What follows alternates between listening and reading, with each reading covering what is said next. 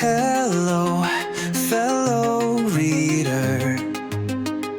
Join me, I am your host, Sansi. Dive into the world of magic and explore the most stories full of wonder, fantastical delights.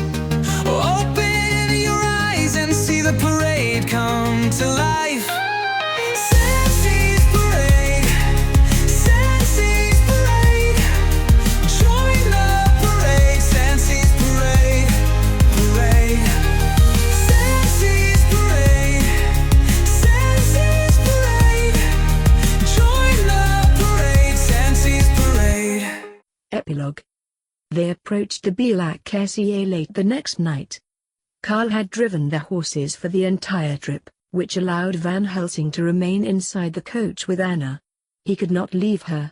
Soon he would have no choice, but for the few hours of the ride he stayed with her, not even closing his eyes to rest. There would be time enough for that later. Physically, he felt fine. The werewolf venom had healed his body, though it could do nothing for his spirit.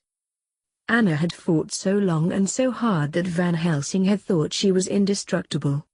She had faced werewolves and vampires and had survived them all. All except me, he thought bitterly. He smelled the sea before he saw it in moonlight. They were close now, but he realized that he was in no hurry to complete this task. Carl drove the team up through the mountain passes. When Van Helsing saw the spot he was looking for, he called for the friar to stop. Carl offered to help him, but Van Helsing insisted on building the pyre himself. It was the least he could do for her, after I killed her, his mind accused. Of course, he had not been able to control himself. No one would have been able to in the same situation. Van Helsing understood that perfectly and found that it made not a bit of difference. He should have found a way.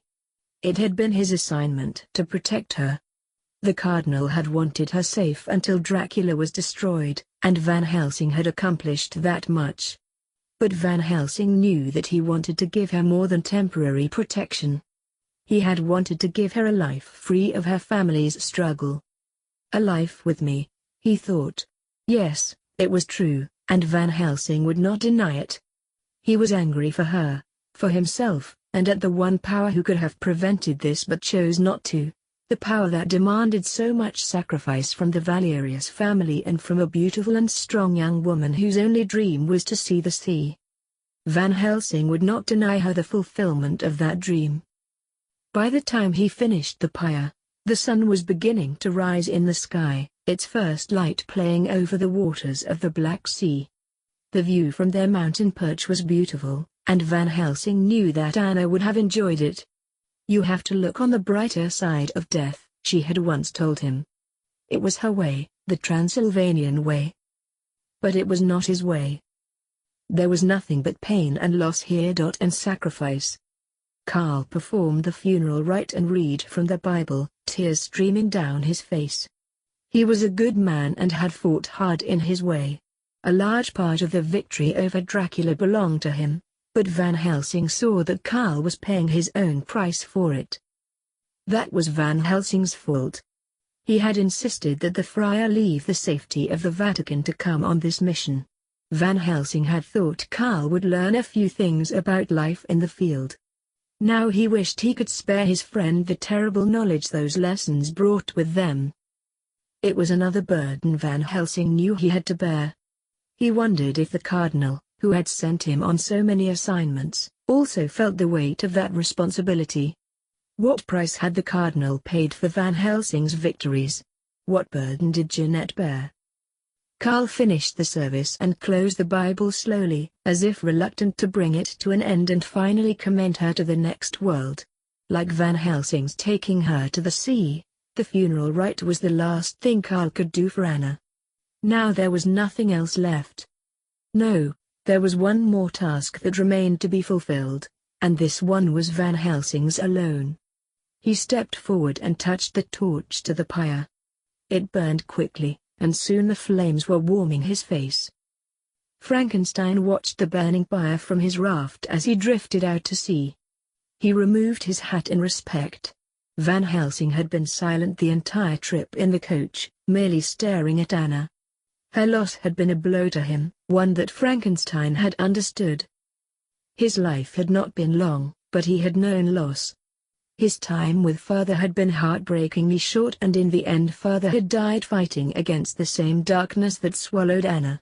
And though the princess had died, she had given Van Helsing life, the same gift that father had given him. Frankenstein vowed that he would not waste his father's gift. Van Helsing had the strangest feeling that he was being watched. He looked around and saw no one but Karl and Frankenstein in the distance on the Black Sea. There was no one else here, for although Anna's body would be with him for a few more minutes, in every way that mattered she was gone. As he watched the pyre burn, he saw the smoke swirl and move. Tendrils of smoke wafted out, like long wispy fingers, and lifted his chin up with a force that was irresistible even though it was invisible. For a moment he thought he recognized the touch, the strength. Anna wasn't gone, not yet. He saw her face in the smoke. Van Helsing had no doubt that she was with him. The face smiled and floated up to the reddening dawn sky. Stunned, he took a step forward, wanting to follow. Then he saw something that stopped him where he stood. There were other faces with Anna's. Van Helsing recognized Vulcan and Anna's father, a woman who must have been her mother. And others. The entire Valerius line. Anna's father hugged her.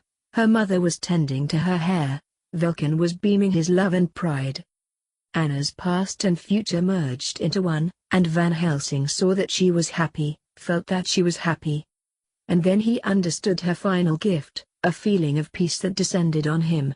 Peace and hope, for him, for a giant of a man on a small raft in a very large sea, for everyone. Van Helsing felt a hand on his shoulder.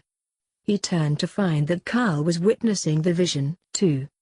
Anna gave him one last look, her radiant eyes beaming with happiness, with hope, with all possibility. And finally she and the rest of her family ascended into the dawn sky.